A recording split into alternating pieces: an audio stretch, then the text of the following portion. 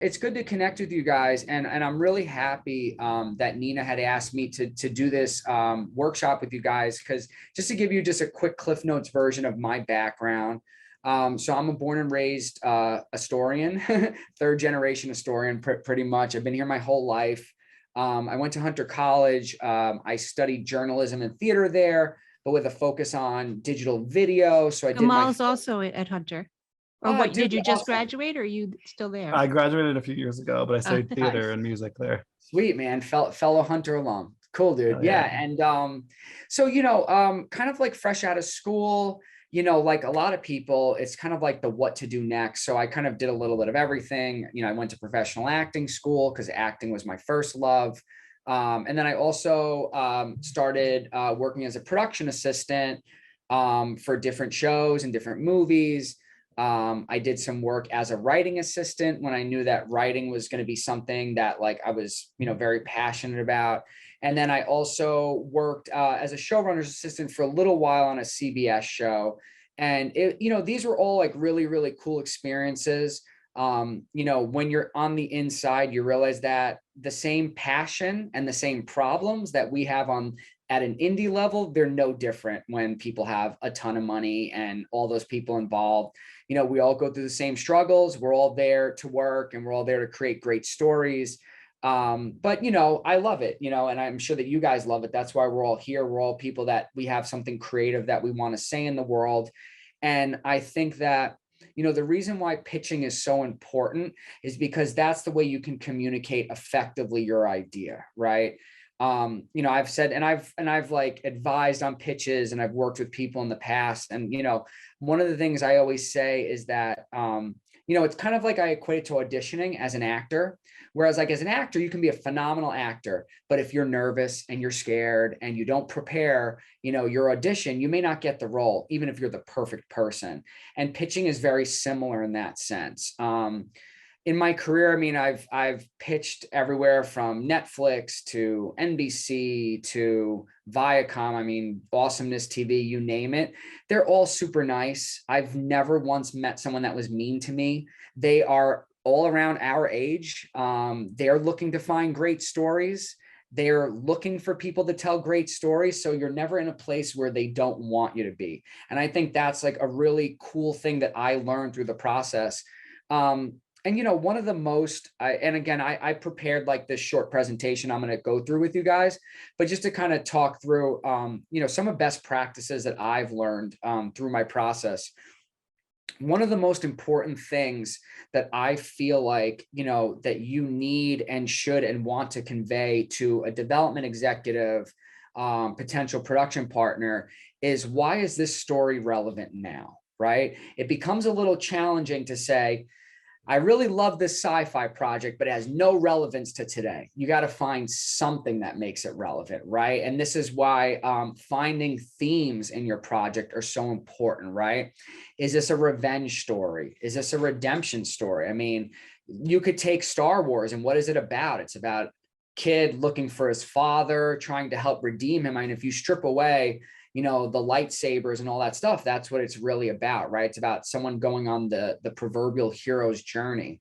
So I always remind people like, Gamal, take your project, for example. I mean, you have a lot of themes. You have friendship, right? Growth, where are they going in their lives? And I find that like really leaning into those and being able to effectively communicate them is so, so important. And that kind of gets into what I would call like the second most important thing is, once you've been able to convey why this is an important story and why it's relevant, why are you the person to tell that story? It's very, very important. If you're telling a story, let's say, for example, about someone who's a recovering alcoholic, right? If you yourself are in recovery, say that. You know what I mean? That's authenticity. That's why you're the person to tell this story, because no one is going to know what you've gone through, right? You're the only person that can bring that sense of authenticity. Marta, as an example, if you're telling the story about a person who is living in a country and their dream is to come to the States and they're fighting to get here, and about that journey, you can tell that story, right? You have a personal experience with it. So, you know, one of the things that I always try to do with any story that I'm pitching, or, you know, whether I'm pitching to direct it or write it, is really to try to find that through line from a very honest and personal and soulful place.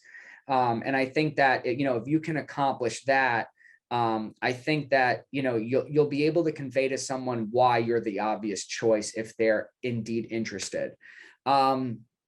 I'll talk a little bit about the differences between pitching for a movie and pitching for a television show, because they have some through lines, but they're also pretty different. So for me, in terms of like, if you want to look at if you look at my life like a pie chart, I would say lately, most of my work is in feature films, but I also am doing some TV stuff currently. With feature film pitches, I've never personally had to go into pitch a feature film. I've only had to create decks for those feature films. Usually by that point, you know, they really have an idea, you know, whether or not, you know, they want your project. Some of the things that, you know, are really important, right? When you're putting together your pitch, you know, I always like to have a really beautiful designed cover page. I'm one of those people where, you know, listen, I'm not a graphic designer by trade, but I really taught myself some really simple basics on Photoshop, which again, I did it over like 4 weekends on YouTube. But there are other really, really great resources. One of them is called Canva. So think canvas without an S. Canva is amazing. I do all my decks in Canva. I found out from one of my best friends. She's an amazing writer director. She just did a PlayStation movie, and she just did a movie with Shane West. She's incredible. She's one of my dear friends. And she's like, dude, your work's beautiful in Photoshop, but go to Canva. It'll take you half the time. I've never gone back, because a lot of the things you can do, like, you know, overlaying images over one another, creating transparencies, what have you. Canva is a great resource for that. What I recommend people do is, you can do a free version of Canva, but it will have like a Canva watermark on it. I tell people, if you're going to be pitching a lot for 1 month, if you just want to sign up for the premium for 1 month, it's worth it, because they give you access to their whole stock library. So for example, if you're pitching a show, like let's say it takes place in Brazil, you could type in Brazil and there's a ton of wallpapers of Brazil. And now all of a sudden you can use that for your pitch deck. New York City, they have beautiful shots, almost like shots that look like were taken from a drone above the New York City skyline. So Canva is a really wonderful resource that I recommend to people. They have video now too.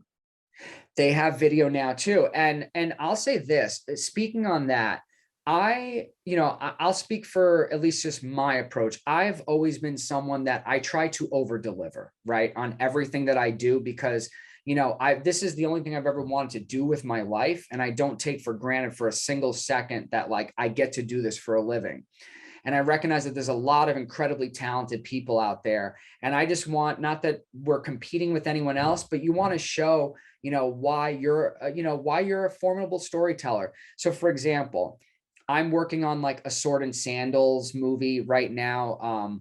You know, we call it's like Gladiator meets Man on Fire. That's how it's currently being pitched. And we literally went to like a professional cartoonist who does graphic novels, and we edited a whole opening sequence of what the movie would look like. Now that's me. Most people don't do things like that, but I do those things. And I have heard consistently from my very first television show shopping agreement that the decks I put together are some of the best decks they've ever seen. Because I always say, how crazy can I get with this? Can I make it more interactive, right? Can there be musical elements? And those are the things where I always say, you got to think outside the box. But in order to do that, you first need to learn the rules, right, of what's actually needed so you can know how to break them. So I'm going to go through quickly what a verbal pitch entails. I'm going to share my screen because for verbal pitches, you know, for television, you know, what a lot of my friends do, even what I do, is what I'm about to break down for you, I keep it as like a little cheat sheet on the side of my screen, which my friend does. And he taught me to do that. And he's freaking brilliant. And it helps, right? Because listen, it's not like you're going to audition. They're not expecting you to be memorized. I will go into pitches with materials in my hand if I need to refer back to them.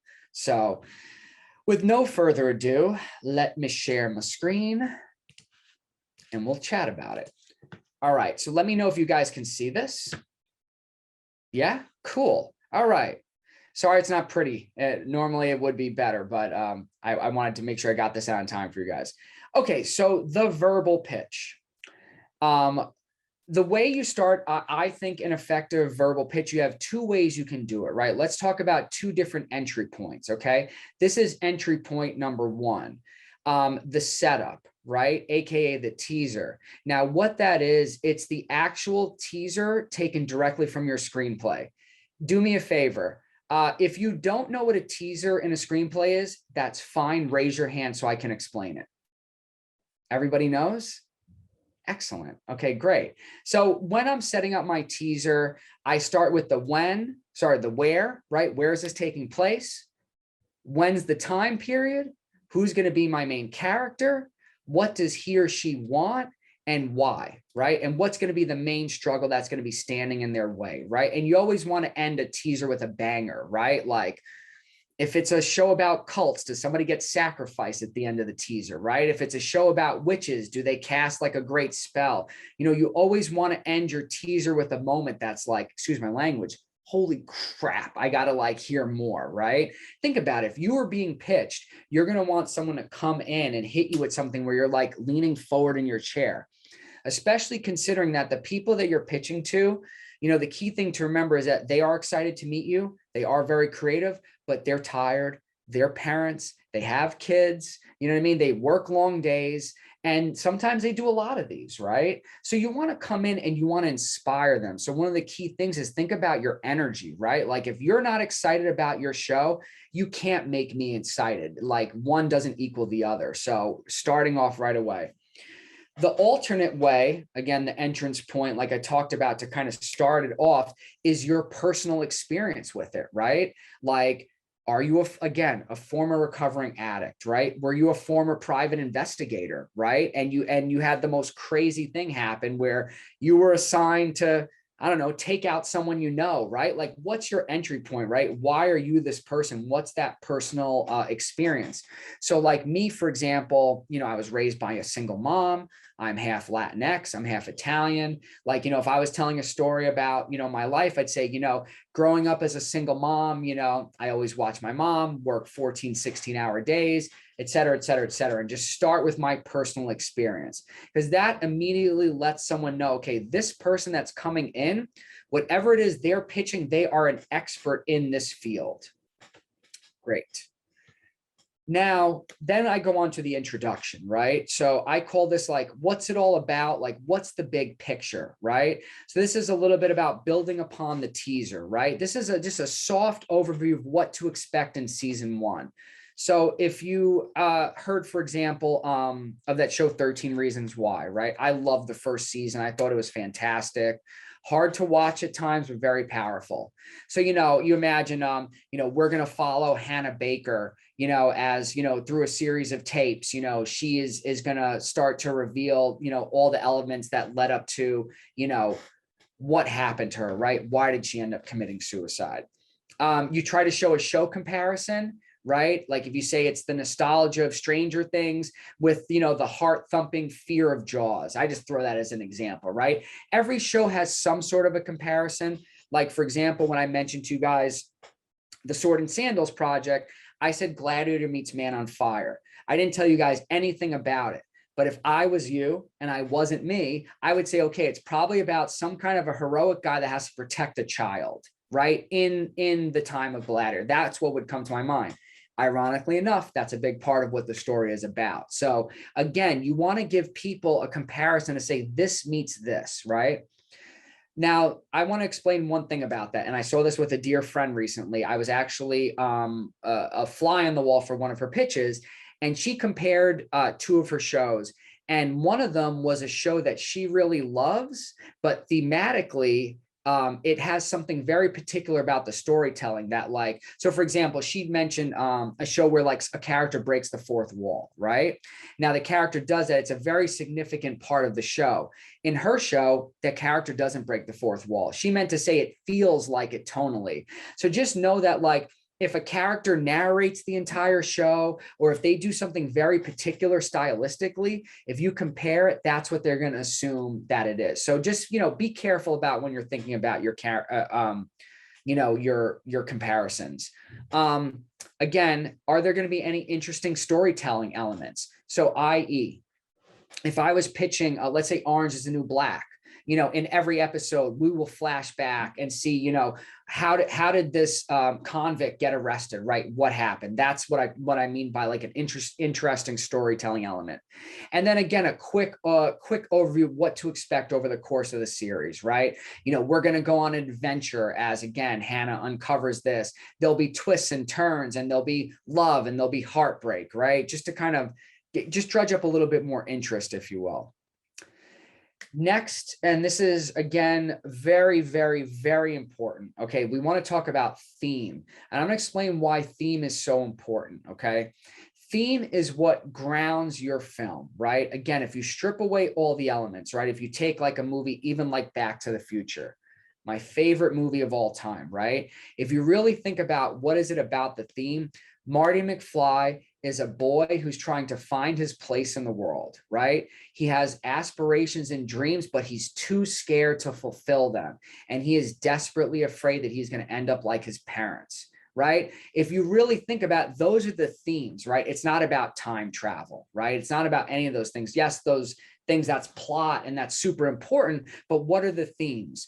And the reason why themes are important is because when networks are looking at their mandate, does everyone know what mandates are? Yes? Raise your hand if you don't know what a mandate is. Cool, I'll explain. So a couple of times a year, I believe it's quarterly, the networks will send out notices. I know that they go like, so for example, like to my reps, I know we see the mandates. CBS is like, we're looking for action adventure starring women of color, as an example, right? Like, this is what we're looking for. The reason why themes are important is if you understand, what the mandates are, because mandates are based on themes. They didn't say what the action adventure is. They didn't say what the time period is. They didn't say how many women were going to be in it, right? But they want to have things of that. They might say, we're looking for romantic comedies, guys in their 40s, what have you, right? So if you understand what the mandates are, then you can equate and say, I know that you guys are looking for X. I have, show B, and I'd really love to come in and tell you a little bit about it, right? It shows that you understand what they're looking for. Again, themes can be anything. It can be, I worked on a project recently, and like we did a lot about codependency, sexual identity, insecurity. Coming of age. These are just some of the themes. Finding one's place in the world, right? So these are like, again, what is the show actually about?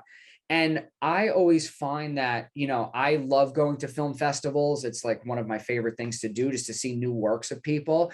And I find that, at least for me, the projects that I always remember beyond that day are the ones that are thematically strong, right? Because maybe I don't remember every single element of that movie or that series or that pilot, but I remember how it made me feel. And the way I feel things is by feeling some kind of a commonality with the theme.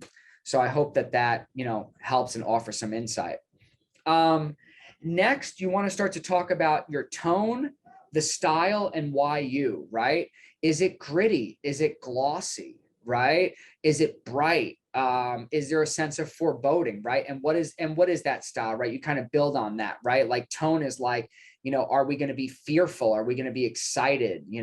Style. And then obviously the why you, right? When you start talking about tone and style, you always want to end up with like, and this is why I'm the perfect person to tell this, because, you understand your sensibilities and what you're looking to tell in terms of your tone and style. I always think the hook is super important as well, right? To me, I think, the hook is like, really want to strip it down, what's cool about it, right? To me, 13 Reasons Why, yes, it was a tragic story about a girl who committed suicide. What set the show really apart, right, was the tapes, right? It was the fact that every single episode was one tape, right? So if you have something like that in your show, like for example, if you remember the show 24 starring Kiefer Sutherland, there were 24 episodes in a season.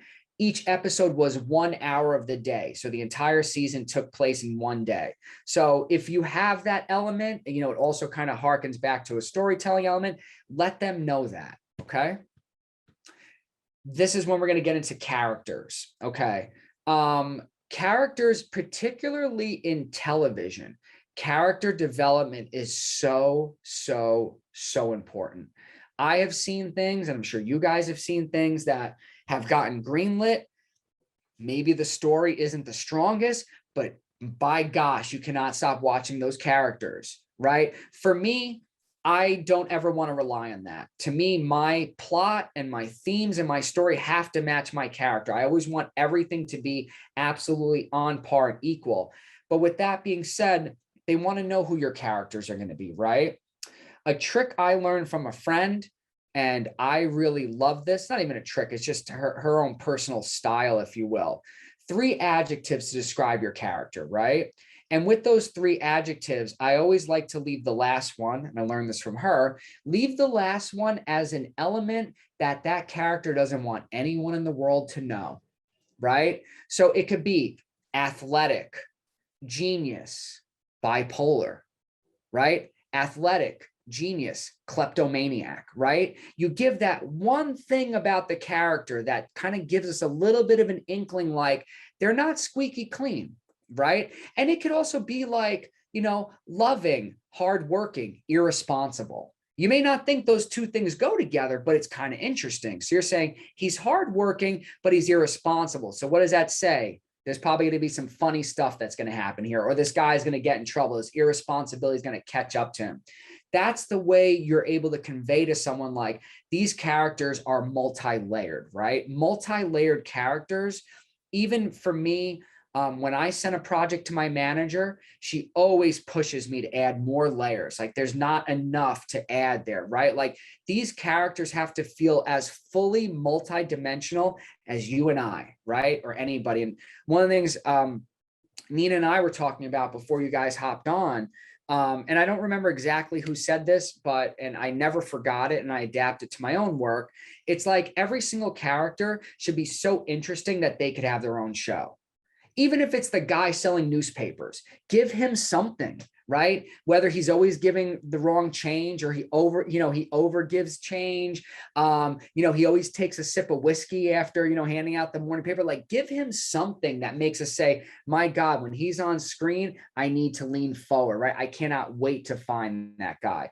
And I'm sure for all of you here, I'm sure there's been movies and there's been TV shows where, like, there was a quote unquote side character, but the show would have never been what it was without that character. So for me, I look to flesh out all my characters in that way. Literally, even if it's a character that has under 5, I want to give them something to make them memorable.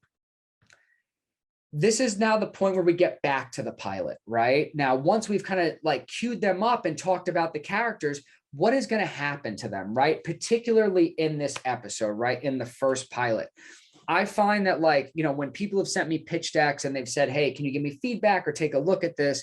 One of the things I actually find missing is people forget to talk about the pilot, right? They forget that, like, we want to know what's going to happen in that first episode. Because for any of you guys who may or may not be aware, even when a show gets quote unquote sold, doesn't mean your show is going to get shot necessarily, right? I have a friend, he was a part of a show that sold to Showtime. They first paid them to do the first episode, second episode, third episode, fourth episode, all the way up to 10 episodes. They got paid just to write all 10 episodes. Then they got on a celebrity director, and then they got the star of the show. And once all those elements were in order, then the show finally got greenlit and went to production. So again, you have to sell them on the pilot, right? Great pilots, they make you say, holy crap, I cannot wait till episode 2. To me, one of the pilots that comes to mind, like, again, I'm an 80s kid, if you guys couldn't tell from the background of my room, Cobra Kai. I thought the freaking pilot was genius. It made me say, oh my God. And like, if you guys know the woman who plays the mom on the show in Cobra Kai, Vanessa Rubio, she used to live in Astoria, ironically enough. She's a former Astorian and she moved to LA. She's a wonderful person and such a talented actor, you know, but that was the thing, is like her character intrigued me. Every single character of that show, everyone was interesting and everybody had something about them and nobody was perfect. So that's one of the things that, again, you want to convey in that pilot, what's actually happening, right? You know, and for me, when I put together my pilots, descriptions and my decks, if you will, I don't get too crazy with them. 1 to 2 pages. You know, I want to cover my first, second, and third act, make sure that they're, you know, very clearly conveyed, you know, where the story is going to go, and leave them with a question, right? Or something that's going to spurn some kind of interest to what happens next. That's your pilot. Season 1, right? Then you get into the whole season. Now, what's going to happen over the course, right? Now we've talked about the pilot. Now we're going to talk about what happens in the season. Again, what I tell people, especially writers who are starting to put their decks together for the first time, I say, look on Wikipedia or look on HBO's website. Their episode descriptions are like 2 sentences. Sometimes they're 1, and you know everything that happened in that episode. For me, I stay 2 to 3 sentences. Sometimes I'll go to 4 if it's like a heavy episode and there's just a lot going on, but that's it. A soft overview of your future seasons, right? What are we going to expect in the show, right? So again, with a show like 13 Reasons Why, I have to assume that when they pitched this, they didn't talk about future seasons because it was based on existing intellectual property. It was a single book. The show did so well, but they were smart, right? What did they do? They set up that final episode for a possible sequel. And that's another thing that I want to convey to you guys, which I think is super important. It's something that I do all the time, particularly because I work in genre, a lot in horror. I always set up my projects for future spinoffs and how do you want to say, franchise potentiality. Right? Because when you're talking to a buyer, think about it. You're asking them to give you millions upon millions of dollars to help make your dream come true.